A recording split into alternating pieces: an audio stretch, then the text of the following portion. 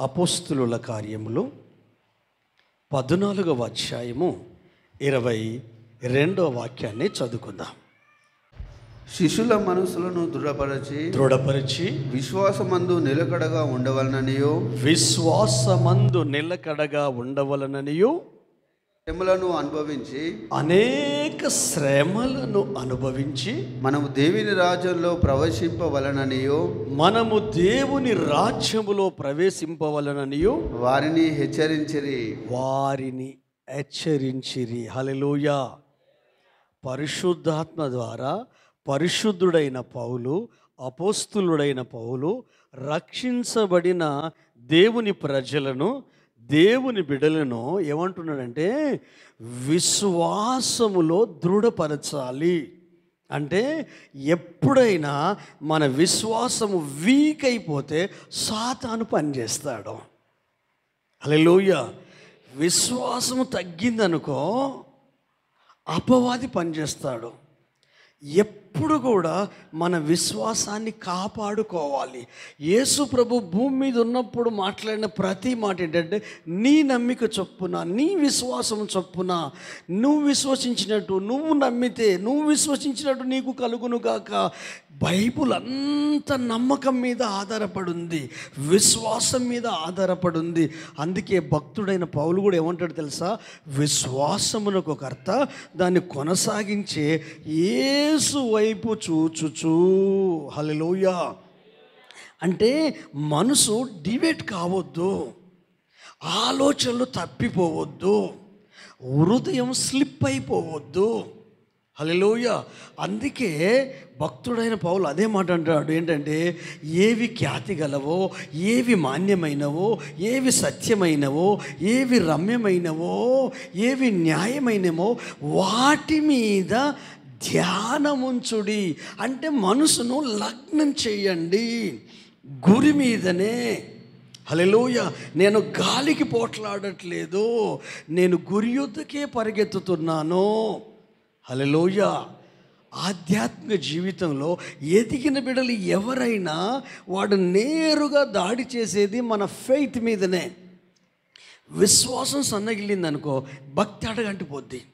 విశ్వాసం సన్నగిలిందనుకో సమస్యలు ఎక్కువైపోతాయి. అంటే ధైర్యాన్ని కోల్పోతాం, భయం వస్తుంది. ఎవరి మీద విశ్వాసం? యేసయ్య మీద విశ్వాసం, క్రీస్తు మీద విశ్వాసం. విశ్వాసమందు ప్రతి బిలీవర్ దృఢంగా ఉండాలి. అంటే వేర్లు పాతుకొని వెళ్ళాలి. వేర్లు ఎంత లోపలికి వేర్లు పాతుకుంటే అంత పైకి ఎదుగుతూ ఉంటుంది. పైకి ఎదుగుతూ ఉంటే వేర్లు కింద తన్నుకొని లోపలికి వెళ్తుంటుంది, పెద్ద వటావృక్షం అవుతుంది. ఎంత సుడిగాలి, పెనుగాలి, తుఫానులు వచ్చినా అది పడిపోదు. హల్లెలూయా. మర్రి చెట్టు గురించి మీకు తెలుసు కదండి. మర్రి చెట్టు పెరుగుద్ది, పెరిగిన తర్వాత దానికి ఒక గుణం ఉంటుంది. ఏంటిదే గుణం? ఊడలు. ఆ ఊడలు ఎక్కడికి వెళ్తాయి? మళ్ళీ భూమి లోపలికి. హల్లెలూయా. ఎంతగా ఈ చెట్లన్నీ పడిపోతాయి, కానీ ఇది పడిపోదు. ఎందుకు పడిపోదంటే వేర్లు పాతుకొని ఉన్నాయి. అలాగూ పౌలు చెప్తున్నాడు, అంత్యకాలములో ఉన్న ప్రజలను ఉద్దేశించి పరిశుద్ధాత్మ దేవుడు విశ్వాసమందు వారిని దృఢపరిచి. హల్లెలూయా. ఎవరు? శిష్యులు, విశ్వాసులు కాదు. శిష్యులు అంటే ఏంటి, విశ్వాసులు అంటే ఏంటి? తేడా మీకు గత కాలంలో గుర్తు చేశాను.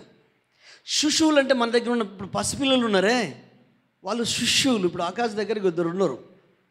ఎంత వాక్యం వినాలనుకున్నా వాళ్ళని కంట్రోల్ చేయాలి. కంట్రోల్ చేయాలి, పిల్లలు కదా వాళ్ళు. విశ్వాసులు అలా ఉంటే పాస్టర్కు తలనొప్పి. హల్లెలూయా. అర్థమవుతుందా?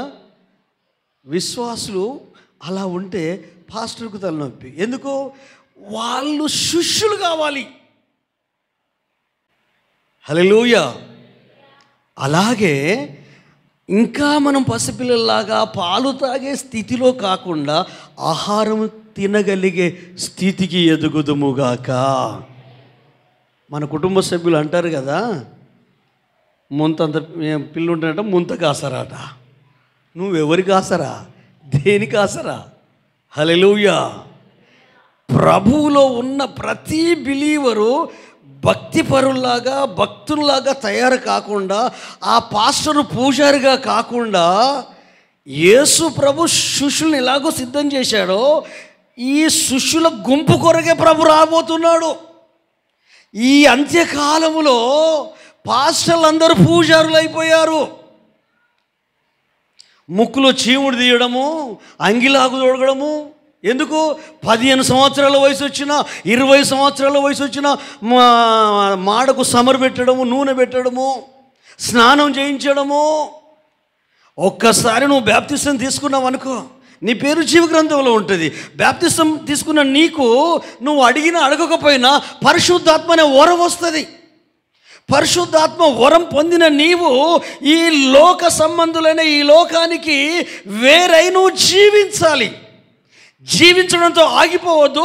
అపోస్తులలో సహవాసములో ఉండాలి, ప్రార్థనలో ఉండాలి, రొట్టె విరుచడంలో ఉండాలి, మందిరంలో సహవాస కూడికలలో ఉండాలి. గురుకూడిక కావచ్చు, ఉపవాస ప్రార్థన కావచ్చు, బైబిల్ స్టడీ కావచ్చు, హల్లెలూయా, ఆదివారపు ఆరాధన కావచ్చు. ఇది దైవిక క్రమం. ఎందుకంటే శిశువు ఎదుగుతూ ఉంటాడు. ఆదివారం వస్తే ఆదివారం కనపడుతుంది. ఎక్కడ ఎదుగుతావు నువ్వు? అవకాశం ఎక్కడుంది మారడానికి? అవకాశం ఉన్న ప్రతి సందర్భంలో దాంట్లో మనం ఎదగగలగాలి. అందుకే యేసు ప్రభు పరలోకానికి వెళ్ళినప్పుడు చెప్పిన మాట ఏంటంటే, సర్వ సృష్టికి వెళ్ళి సర్వ సృష్టికి సువార్తను ప్రకటించండి. హల్లెలూయా. సమస్త జనులను శిష్యులుగా చేయండి. శిశువులు కాదు.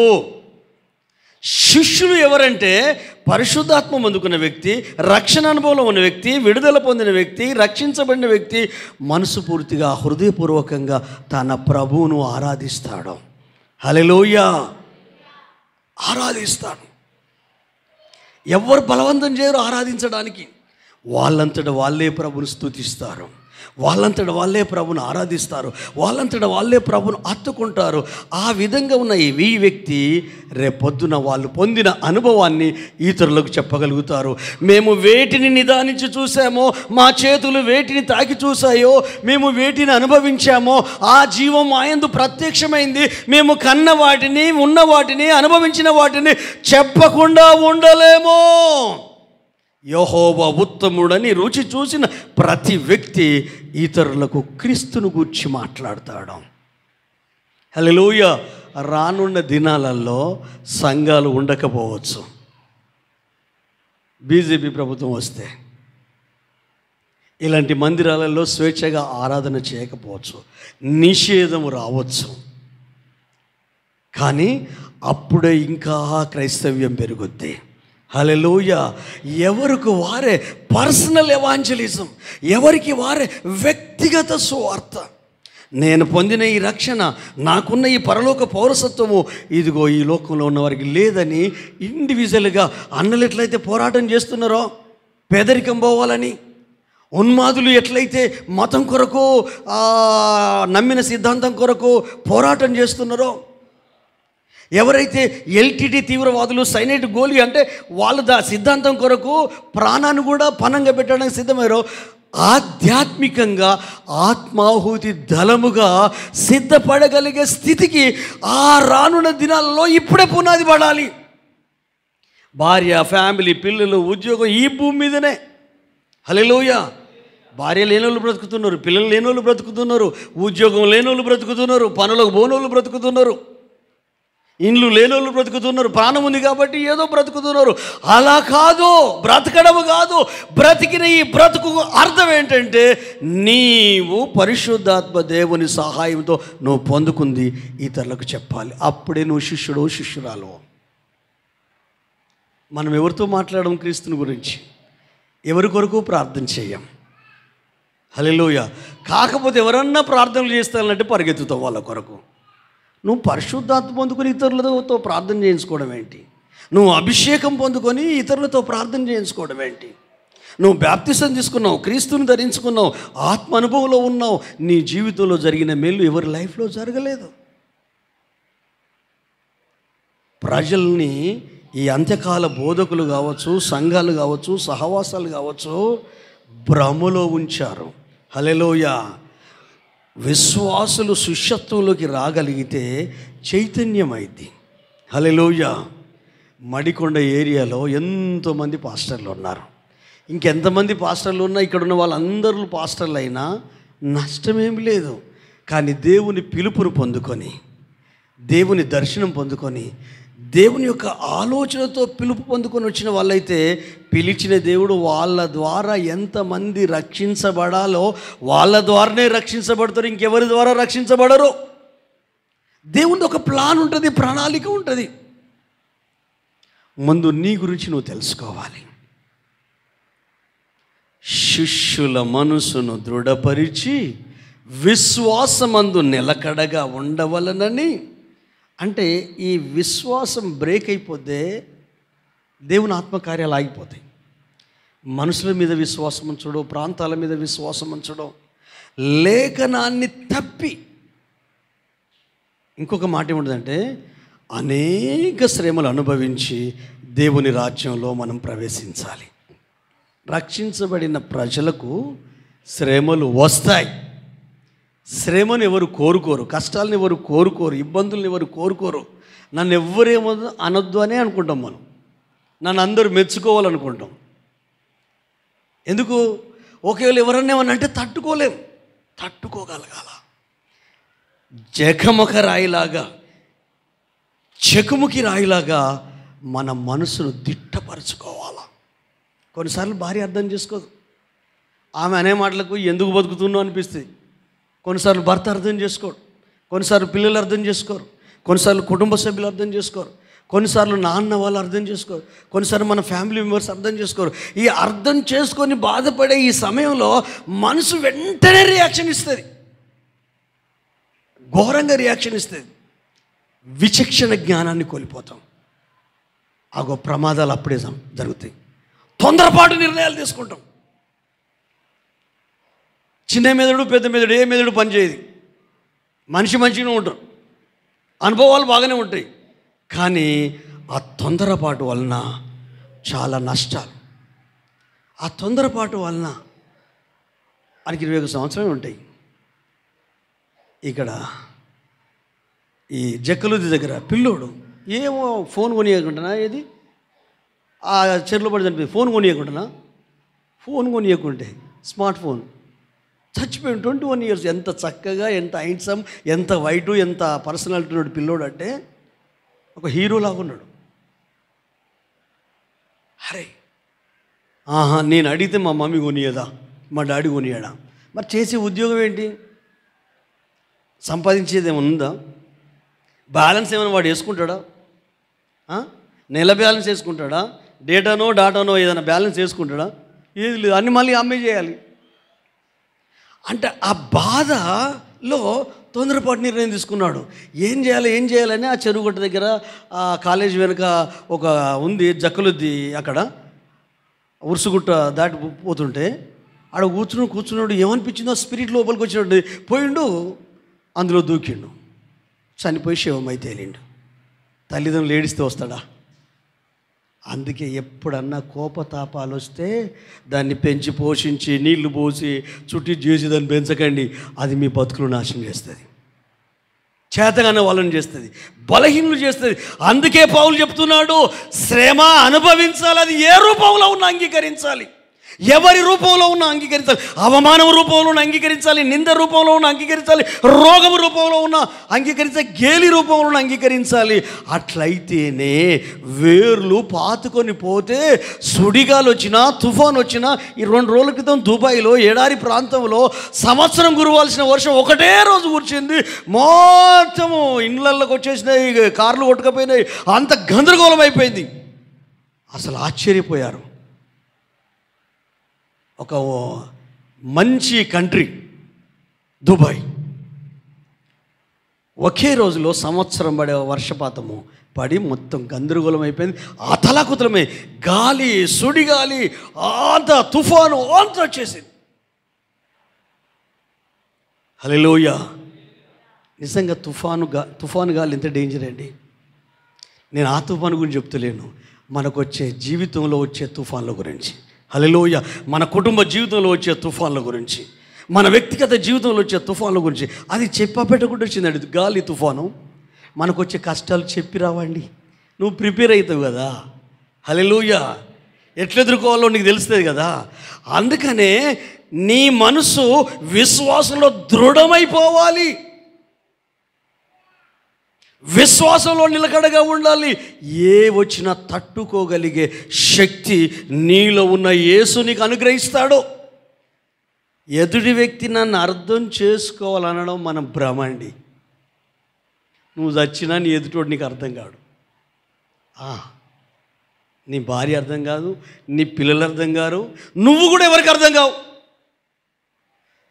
మనిషి అంటేనే అంత. కానీ పరిశుద్ధాత్మ వశములో ఉంటే, దేవుని ఆత్మ ఆధీనములో ఉంటే తట్టుకొని మన కుటుంబం కొరకు, మన పిల్లల కొరకు, మన ప్రాంతం కొరకు, మన చుట్టుపక్కల ఉన్న వారి కొరకు దీవెనకరంగా బ్రతకగలుగుతా. గట్టిగా చప్పలు కొడదామా? హల్లెలూయా. హల్లెలూయా. మానవ జీవితంలో పెను తుఫాన్లు, పెనుగాలులో ఎదురవుతాయి. ఈ వచ్చిన తుఫాన్ చెప్పి రాదు, వచ్చిన పెనుగాలి చెప్పి రాదు. వచ్చి ఊరికనే వెళ్ళుద్ది, అది ఎంతో నష్టాన్ని కలుగజేస్తుంది. అకాల వర్షాలు రైతుల నోళ్ళు కొట్టాయి. అకాల వర్షాలు మామిడి తోటలు పాడు చేశాయి. అకాల వర్షాలు నోటికి అడుగొచ్చిన కూడును బుగ్గిపాలు, బురదపాలు చేశాయి. మన జీవితంలో వచ్చే వర్షాలు, మన జీవితంలో వచ్చే తుఫానులు, మన జీవితంలో వచ్చే కష్టాలు మనల్ని కూడా ఘోరమైన, అపారమైన నష్టంలోకి పడేస్తాయి. అసలు కారణం ఏంటి తుఫాన్ రావడానికి? కారణం ఏంటి? నిన్న నమ్మున్న వర్షం పడ్డది మన ఏరియాలో. ఎందుకై ఉంటుంది? ఎందుకై ఉంటుంది అందాదా? ఎండ విపరీతంగా కొట్టింది. హల్లెలూయా. విపరీతమైన ఎండ, డే నైటు మొత్తం ఉక్కపోతే మబ్బు గమ్మింది, వర్షం వచ్చింది. హల్లెలూయా. శ్రమలు వస్తాయి, కష్టాలు వస్తాయి. కష్టాలకు కారణం ఏంటో ఒక ఇద్దరు సాక్ష్యాలు విందాం ఈరోజు. హల్లెలూయా. తుఫాన్ అంటే రోగం తుఫానే, సంబంధాలు బ్రేక్ అవ్వడం తుఫానే, అన్నదమ్ముల మధ్య సంబంధం బ్రేక్ అవుద్దే, భూముల కాడ కొట్లాడ, అదొక తుఫానే, పెనుగాలే. ఆర్థిక ఇబ్బందులు, అప్పుల బాధలు ఉన్నాయే, అది తుఫానే. హల్లెలూయా. పెళ్ళిడు వచ్చిన అబ్బాయికి అమ్మాయికి పెళ్ళిళ్ళు కావట్లేదు, అదొక తుఫానే. ఆ తుఫాన్లో ఏం చేయాలో అర్థం కాదు, గాలి కొట్టుకొని పోవడే. ఫేత్ దెబ్బతింటుంది, విశ్వాసం దెబ్బతింటుంది. భార్యాభర్తల మధ్య కొట్లాడైతే 10 నెలలైనా మాట్లాడుకోరు. వాళ్ళు ఒకే ఇంట్లో ఉంటారు, ఒకే బెడ్ మీద ఉంటారు, కానీ మధ్యలో గ్యాప్ ఎక్కువ ఉంటుంది. ఈమె ఇటు తిరిగి పడుకుంటుంది, ఆయన అటు తిరిగి పడుకుంటాడు. హల్లెలూయా. పిల్లలు లేరు. మీరు అనొచ్చు, పిల్లలు మధ్యలో పడుకోబెట్టుకుంటాం కదా అని. లేరు, పిల్లలు లేరు, 10 సంవత్సరాలు అయినా. కానీ బ్యాచ్ ఇటు, ఒక బ్యాచ్ ఇది. గ్యాప్ తుఫానే. మానవ సంబంధాలు మరుగైపోయే తుఫానే. ఈ తుఫానుకు కారణం ఏంటి, ఈ కష్టాలకు కారణం ఏంటి అనేది ఒక ఇద్దరు వ్యక్తులను దేవుడు చూపించాడు నాకు. మీకు తెలుసు వాళ్ళందరూ. హల్లెలూయా. కాకపోతే రెఫరెన్స్ నేను చెప్పను, కానీ ఒకటి ప్రవక్త అయిన యోనా. హల్లెలూయా. రెండవది అపోస్తలుడైన పౌలు. మీరు మీ గృహాలకు వెళ్ళిన తర్వాత యోనా గ్రంథం చదువుకోండి, అపోస్తలుల కార్యం 27వ అధ్యాయం చదువుకోండి, గుర్తుపెట్టుకోండి. హల్లెలూయా. అయితే ఒక్కసారి యోనాని అడుగుదాం మనం. యోనా, ఒక్కసారి నీ సాక్ష్యం చెప్పవా అంటే ఆయన ఏమంటే తెలుసా, నాతో యెహోవా దేవుడు మాట్లాడాడు, నేను ప్రవక్తని కదా, నేను దేవుని కుమారుణ్ణి కదా, దేవుని విషయాలు నాకు బయలుపరుస్తాడు కదా, నా హృదయం ఆయనకు దగ్గరగా ఉంది కదా, చేయబోయే సంగతి నాకు ముందే చెప్పాడు. చెప్పడం బాగుంది. ఎవరి గురించి చెప్పాడు తెలుసా? నినవే పట్టణం గురించి చెప్పాడు. నినవే పట్టణం అంటే నాకు పడదు, ఇజ్రాయెల్ ప్రజలకు పడదు. వాళ్ళు అష్షూరులు, ఇజ్రాయెల్ ప్రజలను ఇబ్బంది పెట్టిన వాళ్ళు. ఇజ్రాయెల్ పిల్లల్ని మానభంగం చేసిన వాళ్ళు, బలాత్కారం చేసిన వాళ్ళు. మరో మాటలో చెప్పాలంటే ఇండియాకు పాకిస్తాన్ లెక్క వైరుధ్యం నినవేకు ఇజ్రాయెల్ ప్రజలకు. హల్లెలూయా. కాబట్టి ఇంత ప్రవక్త అయినా, ఇంత దైవజనుడైనా, ఇంత వాక్కు దేవునిది అతను హృదయంలోకి వచ్చినా, ఇంత ఆత్మీయుడైనా ఆత్మీయురాలైనా ఎక్కడో లోపల జాతి వివక్ష, అన్యాయం జరిగిందని, మోసం చేసిందని దేవుడు చెప్తున్నాడు కదా. విన్నాడు, కానీ లోపల మాత్రము నేను నినవేకు వెళ్ళను అని రూట్ చేంజ్ చేశాడు. అంటే బైబిల్ ఏమంటుందంటే ఆజ్ఞ అతిక్రమము పాపము. దేవుడు చెప్పినట్టు వినకపోవడం పాపము, మనకు నచ్చినట్టు జీవించడం పాపము, మనకు నచ్చినట్టు మాట్లాడడం పాపము, లేఖనానికి విరుద్ధంగా జీవించడం పాపము, పరిశుద్ధాత్మ దేవుని హెచ్చరికలను బేఖాతరు చేయడం పాపము. ఇంకా మీకు అర్థం చేయిస్తాను. రోడ్డు మరమ్మతులు జరుగుతుంది అనుకోండి, ఏం చేస్తారు? ఒక బోర్డు పెడతారు, ఏమని? రోడ్డు మరమ్మత్తు చేయబడుతుంది. దాదాపు ఎవరైనా బోర్డు చూస్తారండి పోయేటోళ్ళు? దాదాపుగా ఎక్కువ శాతం చూడరు, తక్కువ శాతం చూడరు. చూసిన వ్యక్తి ఏం చేస్తే ఆగుతాడు, ఆగి వెళ్తాడు. కొంతమంది ఆగుతారు, ఆయన ఒకసారి చూద్దాంపా అని వెళ్ళి అక్కడ పోయిన పెద్ద గొయ్యి ఉంటుంది, అమ్మో అని మళ్ళీ వెనక్కి వాపస్. కొంతమంది ఆ ప్రయత్నాలు కూడా చేయరు, వెళ్తూనే ఉంటారు. ఆ బోర్డు చూసుకోకుండా వెళ్తూనే ఉంటారు, హెచ్చరికను ఖాతరు చేయకుండా వెళ్తూనే ఉంటారు. వెళ్ళేసరికి పోయి ఆ స్పీడ్లో పోయి అందులో పడిపోతారు. దేవుని హెచ్చరికలు బైబిల్లో ఎన్నో ఉన్నాయి, వార్నింగ్లు ఎన్నో ఉన్నాయి. హల్లెలూయా. తగ్గు అని చెప్పే, ఆగి ఆలోచించు అని చెప్పే ఆలోచనలు ఎన్నో పరిశుద్ధ గ్రంథంలో ఉన్నాయి. ఈ వ్యక్తి చేసిన పని ఏంటంటే చెప్తున్నాడు, నాకు నచ్చినట్టు నేను ఉండాలనుకున్నా, నా సాక్ష్యం ఇది, నేను ప్రవక్తను, నేను దైవజనుడిని, మా ప్రాంతంలో ఎవరితో దేవుడు మాట్లాడలేదు, నాతోనే మాట్లాడాడు, నన్నే వెళ్ళమన్నాడు. నేనెందుకు వెళ్తా? ఆ ప్రాంతంలో మంచోళ్ళు కాదు కదా, ఆ కులపులు మంచోళ్ళు కాదు కదా. హల్లెలూయా. ఆ ఏరియా మంచిది కాదు కదా, ఆ భాష మాట్లాడేటోళ్ళు మంచి వాళ్ళు కాదు కదా, ఆ వివక్ష ఉంటుంది వాళ్ళ లోపల, పక్షపాతము, పార్షియాలిటీ ఉంటుంది కదా అని నేను మనసులో అనుకున్నాను. నేను మనసులో అనుకున్న ఆయనకు తెలుసు, అది కూడా నాకు తెలుసు. అయినా నేను మొండిగా తార్షీషుకు వెళ్ళాను. తార్షీషుకు వెళ్తే ఏం జరిగిందంటే, నేను మంచిగా దుప్పటి కప్పుకొని ఓడ అడుగు భాగంలోకి వెళ్ళిపోయి నేను పడుకున్నాను. కొన్నిసార్లు ప్రపంచం మునిగిపోయినా మనకు పట్టింపు ఉండదు. తండ్రి ఎంత కష్టపడ్డా, భార్య ఎంత కష్టపడ్డా, భర్త ఎంత కష్టపడ్డా, ఆ కష్టంలో ఉన్నా కూడా వాళ్ళు గ్రహించరు. ఏం చేస్తారంటే వాళ్ళు మాత్రం యథావిధిగా గుర్రు కొట్టి నిద్రపోతారు. ఏం జరిగిందంటే అక్కడ ఒక తుఫాను వచ్చింది. అది వర్షకాలం కాదు, అది తుఫాను కాలం కాదు. తుఫాను వచ్చింది. ఆ తుఫాను వలన ఆ వ్యాపారవేత్తలు, ఆ ప్రయాణికులందరూ, కొన్ని వందల మంది ఉన్నారు, భయపడ్డారు, కంగారు పడ్డారు. ఎందుకైనా మంచిది మెదడుకు మేత పెట్టి వాళ్ళందరూ విలువైన సరుకులు సముద్రంలో పారవేశారు, బట్టలు పడవేశారు, లగేజీలు పడవేశారు, అన్నీ పడవేశారు. అయినా తగ్గట్లేదు. లోపలికి నీళ్ళు వస్తున్నాయి, భయం వస్తుంది, బ్రతికి బట్ట కడదామన్న ఆలోచనలు రావట్లేదు. కానీ మనోడికి మాత్రం ఏం పట్టట్లేదు. హల్లెలూయా. ఎవరికి? ప్రవక్త అయిన యోనాకు, ఆత్మీయుడైన యోనాకు, దేవుని ప్రత్యక్షత పొందుకున్న యోనాకు. చేసేదే తప్పుడు పని, బిర్రుగా గుర్రు కొట్టి నిద్రపోతున్నాడు. ఓడ నాయకుడు వచ్చి, ఓయి నిద్రపోతా అంటే ఓరుగాలులు, తుఫాను, శబ్దాలు విన, ఏంటి అది అంటున్నాడు. ఏం లేదు, అందరూ చనిపోయే పరిస్థితి వచ్చింది, అన్ని సమాన్లు పాడబోసి ఓడను తేలిక చేసినా మనం బ్రతికి బయటపడే పరిస్థితులు లేవు. ఇది తుఫాను కాలము కాదు, నీ దేవునికి ప్రార్థన చేయరా. ఎవరి దేవుళ్ళకు వాళ్ళు ప్రార్థనలు చేస్తున్నారు.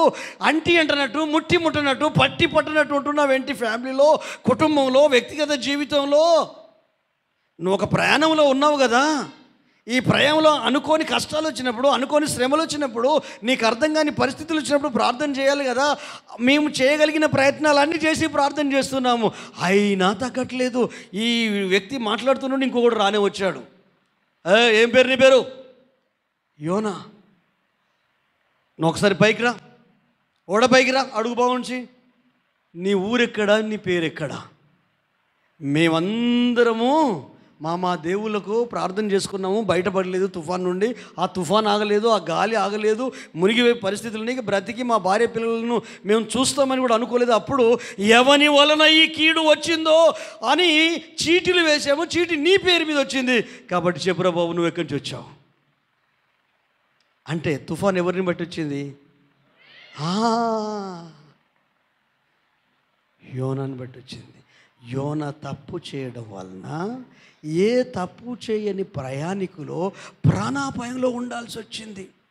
యోనే చెప్తున్నాడు, సాక్ష్యం కదా, యోనే చెప్తున్నాడు, హల్లెలూయా, నేను పొరపాటు చేశాను, నాది తప్పు అని ఒప్పుకుంటలేడు. కానీ ఒప్పుకోకుండా ఏంటంటే, భూమికి ఆకాశానికి సృష్టికర్త అయిన యెహోవా సన్నిధి నుండి నేను పారిపోయాను, నేను ఎబ్రీయుడను, నేను దేవుని మాట వినలేదు, దేవుడు చెప్పినట్టు నేను జీవించలేదు, ఆయన నన్ను నినవే పొమ్మన్నాడు, నేను తార్సీసుకు వచ్చాను, ఇది నేను చేసిన పొరపాటు అని అంటున్నాడే తప్ప మనసును మార్చుకోవడానికి ఇష్టపడతలేడండి, హృదయాన్ని మార్చుకోవడానికి ఇష్టపడతలేడు.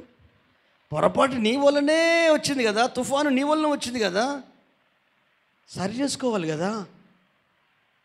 మీ ఇంట్లో ఈరోజు కష్టాలు నిన్ను బట్టే, మీ ఇంట్లో ఈరోజు కష్టాలు నీ కుటుంబ సభ్యులను బట్టి ఎవరో ఒకరు దానికి కారణం ఉంటారు. పిల్లలే కావచ్చు, భార్య కావచ్చు, భర్తే కావచ్చు.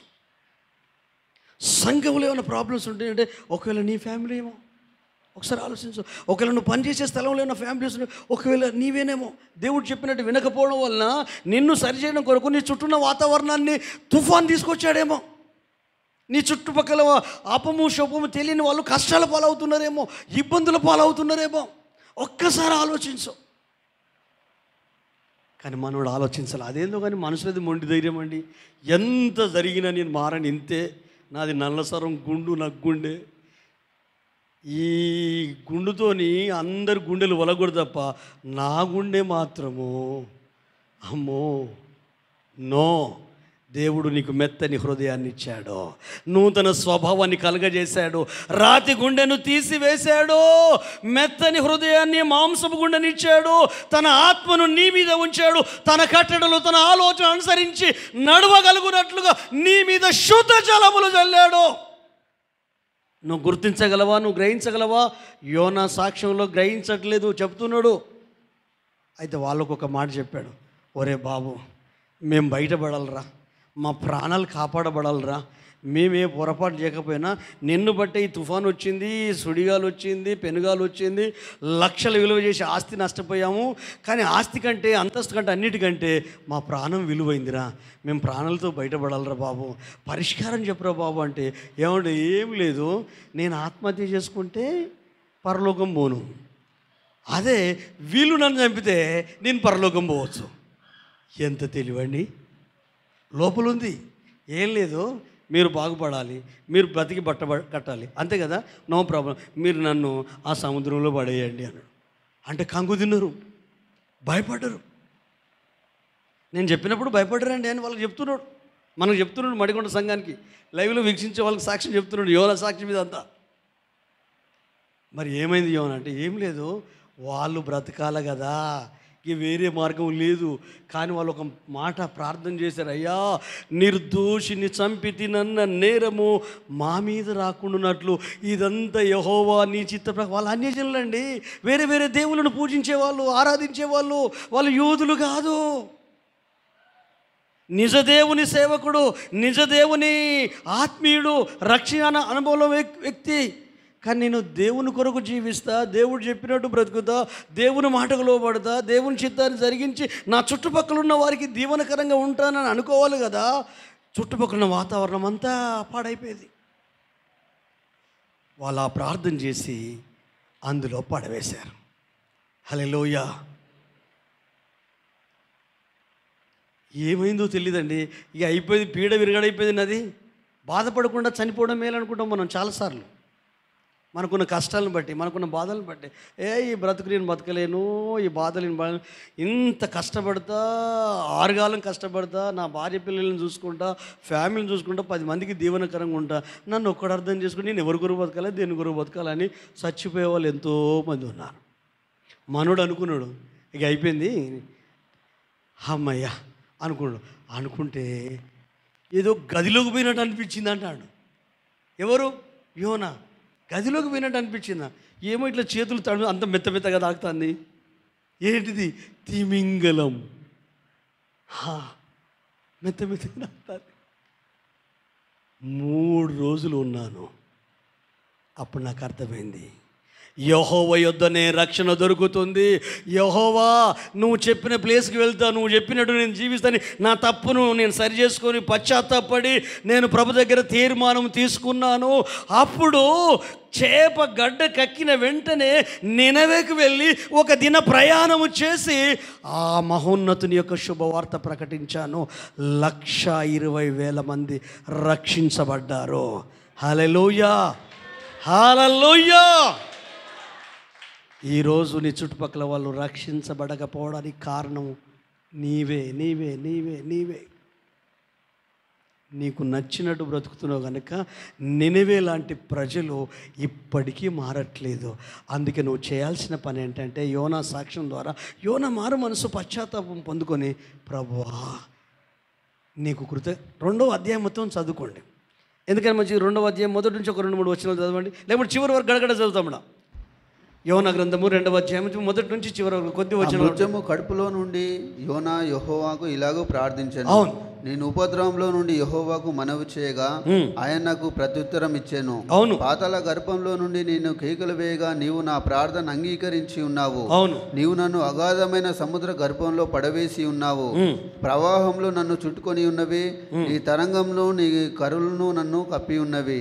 నీ సన్నిధి నుండి నేను వెలివేయబడినను నీ పరిశుద్ధాలైన తట్టు మరలా చూచుకుంటుని. ప్రాణాంతంగా వచ్చినంతగా జలములు నన్ను చుట్టుకొని ఉన్నవి. సముద్రాగాధము నన్ను ఆవరించున్నది. సముద్రపు నాచు నా తలకు చుట్టుకొని ఉన్నది. నేను మరెన్నడిని ఎక్కిరాకుండా భూమి గడియలు వేయబడి ఉన్నవి. పర్వతంలో పునాదిలోనికి నేను దిగి ఉన్నాను.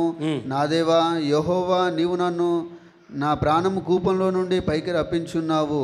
కూపంలో ఉండి నా ప్రాణము నాలో మూర్చిల్లగా నేను యెహోవాకు జ్ఞాపకం చేసుకుంటేనే నీ పరిశుద్ధాలయంలోనికి నీ వద్దకు నా మనవి వచ్చెను. అసత్యమైన వ్యర్థ దేవతలందు లక్ష్యముంచువారు తమ కృపాధారంను విసర్జింతురు. కృతజ్ఞతాస్తుతులు చెల్లించి నేను నీకు బలు నర్పింతును. నేను మృకుకైన మృకుబలను చాలింపక మానను. యెహోవా యొద్దనే రక్షణ దొరుకును అని ప్రార్థించాను. అంతలో యెహోవా మృత్యమునకు ఆజ్ఞేయగా అది యోనాను నేల మీద కక్కివేశాను. ఆమేన్, హల్లెలూయా. ఈరోజు మీ కుటుంబంలో మీ పిల్లలు మీ ఫ్యామిలీ కష్టాలలో తుఫాన్లో సుడిగండ్లో ఉండడం కారణం మీరే.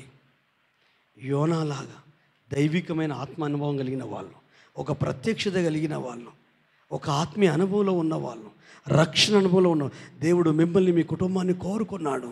కానీ ఆయన చెప్పింది మీరు చేయట్లేదు. ఏమి చేయట్లేదు?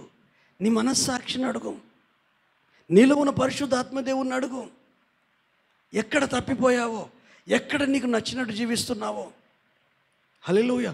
యథార్థతను కోల్పోయావో, డబ్బు విషయంలో కోల్పోయావేమో, నమ్మకత్వ విషయంలో కోల్పోయావేమో, ప్రార్థన విషయంలో కోల్పోయావేమో, మందిర విషయంలో కోల్పోయావేమో, ఆత్మీయుల విషయంలో కోల్పోయావేమో. హల్లెలూయా. ఒక్కసారి ఆలోచించండి. అంటే మీరు ఏ ఏ విషయాల్లో కోల్పోయిందో మీకు తెలుసండి. పరిశుద్ధాత్మదేవుడు గుర్తు చేస్తాడండి. మీ మనస్సాక్షి మీతో మాట్లాడుతుందండి. యోనాలాగా ప్రార్థించడం ప్రారంభిస్తే మీ కుటుంబంలో ఉన్న తుఫాను ఆగిపోద్ది. సముద్రంలో పడగానే తుఫాను ఆగిపోయింది, గాలి నిమ్మలమైపోయింది, వాతావరణం నెమ్మదైపోయిందండి. యోనా సాక్ష్యం ఇస్తున్నాడు. హల్లెలూయా. మీ కుటుంబంలో అలజడులు మామూలుగా లేవు. మనసును మెలిపెడుతున్నాయి, గుండెను మెలిపెడుతున్నాయి. ఎందుకు బ్రతుకుతున్నాను, ఏంది ఈ బ్రతుకు అని ఏడవని రోజు లేదు, కన్నీళ్లు పెట్టని రోజు లేదు. ఎక్కడికన్నా మనుషులు లేని ప్రదేశానికి వెళ్ళిపోయి బ్రతికితే బాగుండు, పక్షిలాగా రెక్కలుంటే ఎగిరిపోతే బాగుండు అనుకున్న సందర్భాలు. కొన్నిసార్లు మిమ్మల్ని మీరు శపించుకున్న దినాలు ఉన్నాయి. మీ ఫ్యామిలీ మిమ్మల్ని అర్థం చేసుకోక మీ పిల్లలు మిమ్మల్ని అర్థం చేసుకోక, మీ కుటుంబం మిమ్మల్ని అర్థం చేసుకోక, మీ భర్త, మీ భార్య, మీతో ఉన్న ఫ్యామిలీ మెంబర్స్, అన్నదమ్ములు అర్థం చేసుకోలేక ఎందుకు బ్రతుకుతున్నాను రా బాబు అన్న సందర్భాలు ఎన్నో ఉండి, ఎప్పుడు వస్తాయి అందరికి మరణం వస్తుంది, నాకు ఎప్పుడు వస్తుంది అని ప్రార్థన చేసినట్టు ఎన్నోసార్లు. కానీ నినవే పట్టణ ప్రజలు 120,000 మంది యోనా ద్వారా మాత్రమే రక్షించబడతారు. నీ ద్వారా ఎంతమందికి రక్షణ రావాలో, నీ ద్వారా ఎంతమందికి విడుదల రావాలో, నీ ద్వారా ఎంతమంది క్రీస్తుని అంగీకరించాలో అప్పటి వరకు తిమింగలాన్ని పంపిస్తాడు. తట్టుకోలేకుండా గిలగిలలాడేట్ చేస్తాడు. అప్పుడు ఊపిరి సల్పనప్పుడు నువ్వు ప్రార్థన చేస్తావు, ఏమని? ప్రభువా నన్ను ఏం చేయమంటావు? అరే పశ్చాత్తాపడరా బాబు, పశ్చాత్తాపడు, సరి చేసుకో, బతుకుని మార్చుకో. ప్రాణం కంటే విలువైంది ఏది లేదురా ఈ లోకంలో. ఆస్తి కాదు, అంతస్తు కాదు, విద్య కాదు, ఉద్యోగం కాదు, కులం కాదు, మతం కాదు. హల్లెలూయా. ప్రాణమే అన్నిటికంటే విలువైంది. 3 రాత్రింబవళ్ళు చేప కడుపులో ఉన్నాడు, తిండి లేదు, తిప్పలు లేదు. హల్లెలూయా. తన అనుభవం చెప్తున్నాడు. నేను ఎప్పుడైతే మారు మనసును పొందానో, ఎప్పుడైతే నేను పరిశుద్ధాత్మ ఆలోచన పొందుకున్నానో, నా తప్పును ఒప్పుకున్నాను, నేను సరిచేయబడ్డాను, ఆ ప్రాంతానికి వెళ్ళాను. 120,000 మంది హృదయాలు కఠినపరుచుకున్న దేవుని మనసునే మార్చేశాయి. ఎందుకు తెలుసా? వాళ్ళ పద్ధతులు మారాయి. నినవే పట్టణ ప్రజల ఆలోచనలు మారాయి, క్రియలు మారాయి. అందుకనే నినవే పట్టణ ప్రజల క్రియలను చూసి దేవుడు పశ్చాత్తాప్తుడై చేయదలిచిన కీడు చేయక మానెను అని ఉంది. అంటే మన క్రియలు, మన పద్ధతులు యేసును ఆలోచించేటట్టు చేయాలి.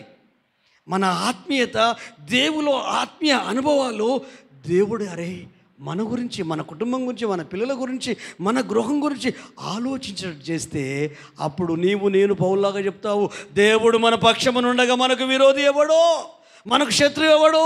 ఖడ్గము కాదు, శ్రమ కాదు, ఇరుకు కాదు, ఇబ్బంది కాదు, రాజులు కాదు, నాయకులు కాదు, సృష్టిలో సృష్టింపబడినది ఏది కాదు, దేవదూతలు కాదు, మరణము కాదు, ఏది కాదు. హల్లెలూయా. ఆయన ఆకర్షణ మన మీదికి రావాలి, ఆయన చూపు మన మీద ఉండాలి. దేవునికి స్తోత్రం. ఒక్క మాట,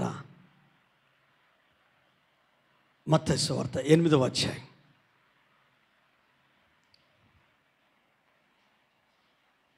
మత్తయి సువార్త 8వ అధ్యాయం 24 నుండి 27 వరకు చదువుకుందాం. అంతటా సముద్రం మీద తుఫాను లేచినందున ఆ దోణి అలల చేత కప్పబడెను. అప్పుడు ఆయన నిద్రించుచుండగా వారు ఆయన వద్దకు వచ్చి, ప్రభువా నశించిపోచున్నాము, మమ్మల్ని కరుణించమని చెప్పి ఆయనను లేపిరి. అందుకు ఆయన, అల్ప విశ్వాసులారా ఎందుకు భయపడుతున్నారని వారితో చెప్పి లేచి గాలిని సముద్రమును గద్దింపగా మిక్కిలి నిమ్మలమాయెను. ఆమేన్. హల్లెలూయా.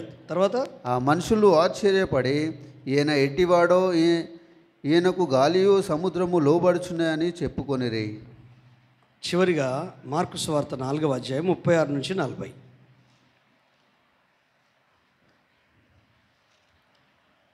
నాలుగవ అధ్యాయము మార్కు సువార్త 36 వచనం నుండి 40 వచనం చదువుకుందాం. ఆ దినమే సాయంకాలం అయినప్పుడు ఆయన అద్దరికి పోదుమని వారితో చెప్పగా వారు జనులను పంపివేసి ఆయనను ఉన్నపాటున చిన్న దోణిలోనికి తీసుకొని పోయిరి. ఆయన వెంట మరికొన్ని దోణెలు వచ్చెను. అప్పుడు పెద్ద తుఫాను రేగి ఆయన ఉన్న దోణిలోనికి అలలు కొట్టినందున దోణె నిండిపోయాను. ఆయన దోణె అమరణంన తలగడ మీద తలవాల్చుకొని నిద్రించుచుండెను. వారు ఆయనను లేపి, బోధకుడా మేము నశించిపోచున్నాము, నీకు చింత లేదా అని ఆయనతో అనిరి. అందుకు ఆయన లేచి గాలిని గద్దించి నిశ్శబ్దమై ఉండుమని సముద్రంతో చెప్పగా గాలి అణిగి మిక్కిలి నిమ్మలమాయెను.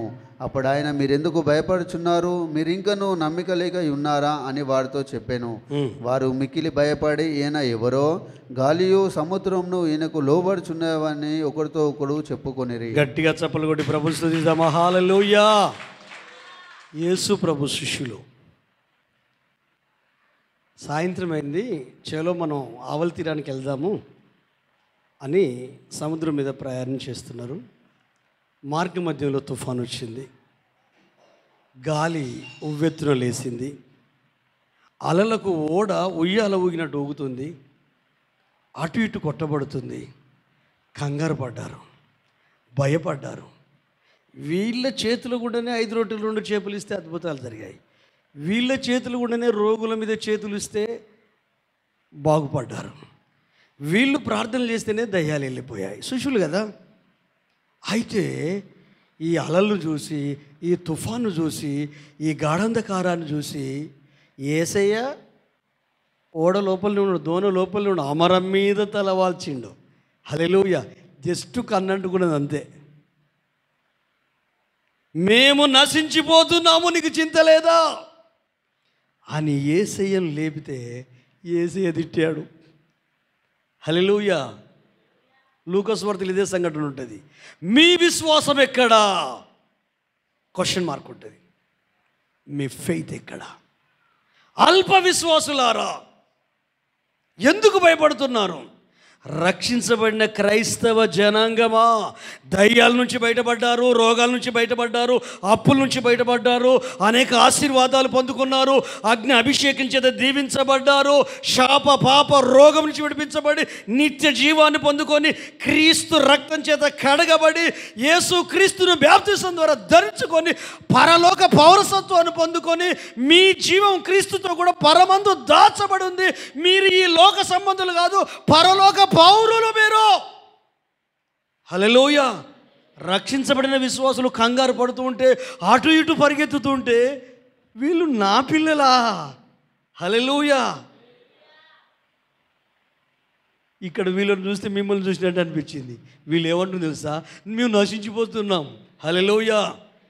నీ దోనలే ఉన్నాడు కదా యేసయ్య, నీ జీవిత నావలోనే ఉన్నాడు కదా యేసయ్య. లోకము సముద్రం అయితే, నీ కుటుంబము నావ అయితే, ఆ నావలో యేసయ్య ఉన్నాడు. మీలో ఉన్నవాడు లోకములో ఉన్నవాడి కంటే గొప్పవాడు కనుక లోకంలో ప్రతి శ్రమ కష్టం కంటే గొప్పవాడు నీలో ఉన్నాడు. నువ్వు జయించగలవు. కానీ వీళ్ళు భయపడ్డరు. భయంలో ఒక మంచి పని చేశారు. ఏం చేశారు తెలుసా? యేసయ్యను లేపారు. హల్లెలూయా. నువ్వు యేసయ్యను లేపుతున్నావా? పరిగెత్తుతున్నావు ఎక్కడికన్నా? నూనె సీసాలకు ప్రార్థన చేస్తాను పరిగెత్తుతున్నావా? నువ్వు ప్రార్థన చేయాలి. నూనె సీసాలకు పరిశుద్ధాత్మ పొందుకున్న నీవు, రక్షించబడిన నీవు, అభిషేకం పొందిన నీవు. హల్లెలూయా. క్రైస్తవం అంటే ఏంటిది? ఇది పొట్టతిప్పల బతుకుదెరువు కాదు. నీవు క్రీస్తు యొక్క రక్షణను ప్రకటించాలి. నువ్వు పొందుకుంది, నువ్వు అనుభవించింది ఆంధ్రేయ వెళ్ళి చెప్పాడు, ఫిలిప్పుకి చెప్పాడు. హల్లెలూయా. ఫిలిప్పు వెళ్ళి సీమోనుకు చెప్పాడు.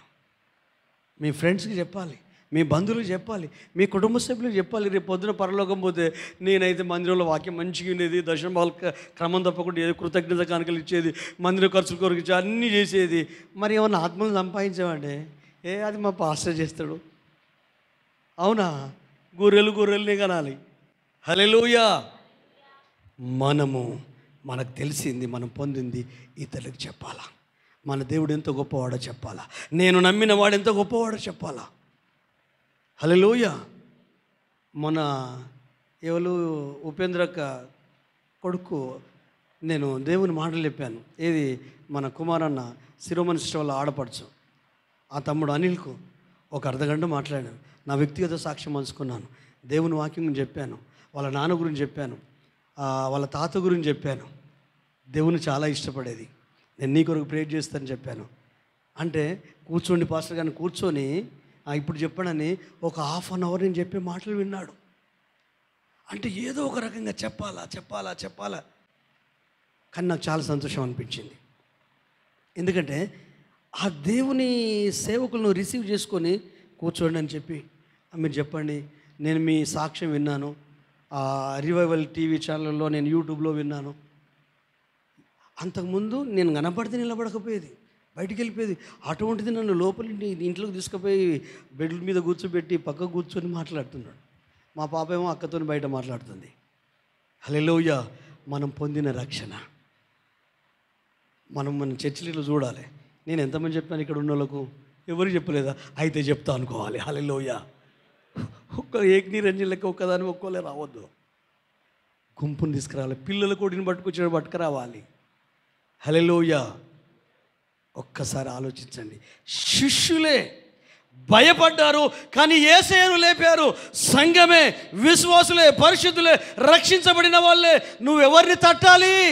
నీలో ఉన్న యేసును తట్టాలి, నీలో ఉన్న పరిశుద్ధాత్మను తట్టాలి. ఆ పరిశుద్ధాత్మ దేవుడే కదా శాపం నుంచి విమోచించింది, ఆ పరిశుద్ధాత్మ దేవుడే కదా చేతపడి నుంచి విమోచించింది, ఆ పరిశుద్ధాత్మ దేవుడే కదా నిన్ను అభిషేకించి ఆశీర్వదించి దేవుని తోటలో నిన్ను నాటింది ద్రాక్షవల్లిలాగా.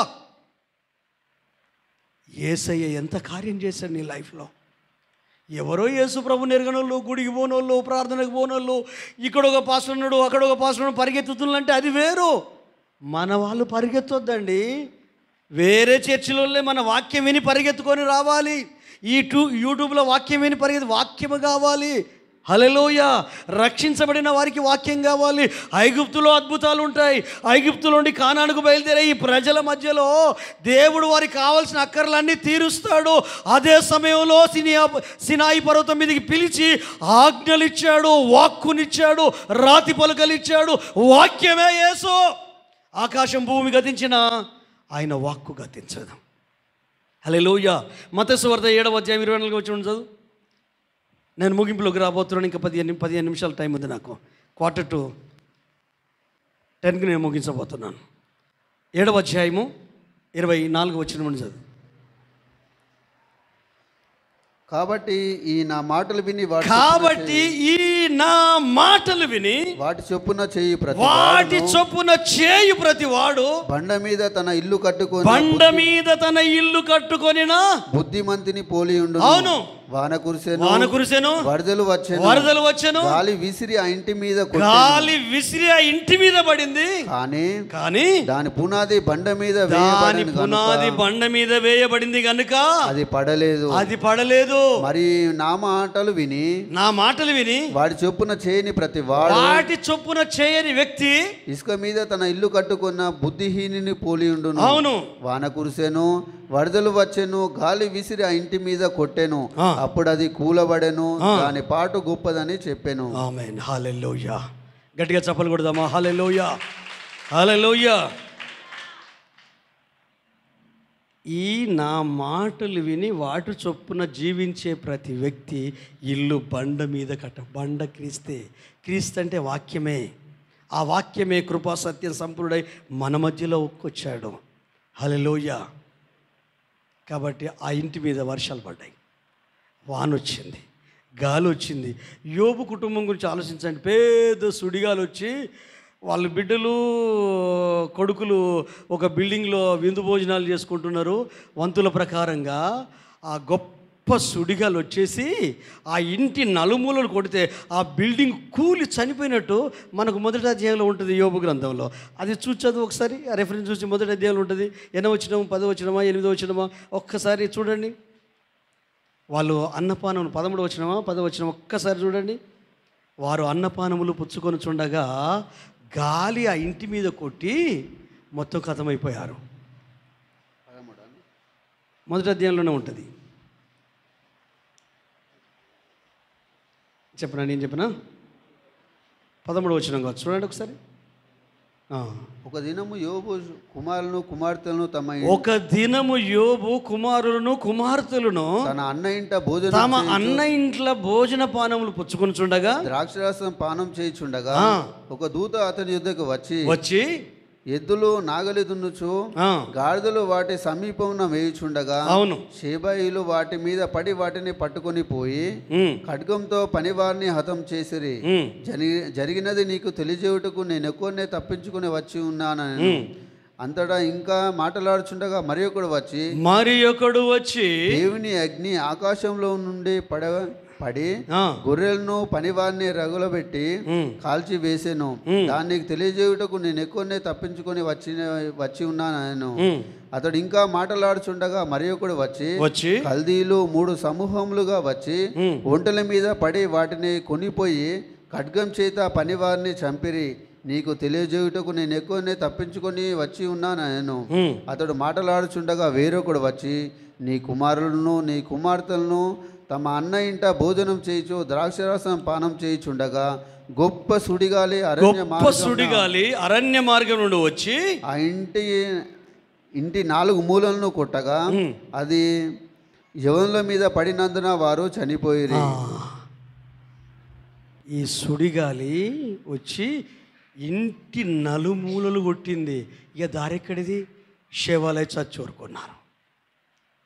కానీ యోబు ఆయన మాట చొప్పున జీవించాడు కనుక అతని జీవితం పాడైపోలేదు. కోల్పోయినది తిరిగి 2 అంతులు పొందుకున్నాడు, పిల్లల్ని కూడా పొందుకున్నాడు. శిష్యులు భయపడడం ఏంటి? పరిశుద్ధాత్మ పొందిన వాళ్ళు భయపడడం ఏంటి? వాక్యం తెలిసిన వాళ్ళు భయపడడం ఏంటి? మన చర్చిలో ఉన్న విశ్వాసులు పాస్టర్లకే వాక్యం చెప్తారు. అంత దైవిక జ్ఞానం కలిగిన వాళ్ళు రాంగు మాట్లాడినా చెప్పగలుగుతారు. ఎవరు నిజమైన సేవకులో గుర్తించగలుగుతారో, ఎవరు దేవుని పిలుపు కలిగిన సేవకులో గుర్తించగలుగుతారో, వాళ్ళ క్రియలను గుర్తించగలుగుతారు. హల్లెలూయా. కానీ ఈ శిష్యులు ఏమంటున్నారు తెలుసా? లాస్ట్కి వచ్చే వరకు భయం వేసింది, బాధేసింది. ఏమంటారు? అసలు ఈయన ఎవరు? ఈయన గాలి మాట వింటుంది. ఈయన ఎవరో? మార్కు సువార్తలో చదివో, మత్తయి సువార్తలో చదివో, లూకా సువార్తలో కాదండి. అంటే యేసు ప్రభుతో ఉండి ఆయన చేసే అద్భుతాలు వీళ్ళు చేసి, ఆయన ఇచ్చిన 5 రొట్టెలు వీళ్ళ చేతులు గుండానే 20,000 మంది తినగలిగి, ఆయన ఇచ్చిన అధికారంతో దయ్యాలను వెళ్ళగొట్టి రోగులు బాగు చేసి రక్షణ అనుభవంలోకి వచ్చిన ఈ శిష్యులకే ఏమంటున్నారు? యేసేను ఈయన ఎవరో అంటున్నారు. ఇప్పుడు నాకు అట్లా అనిపిస్తుంది కొంతమంది చూస్తా అంటే, మీ యేసయ్య మీకు తెలియదా? మీ రక్షణ మీకు తెలియదా?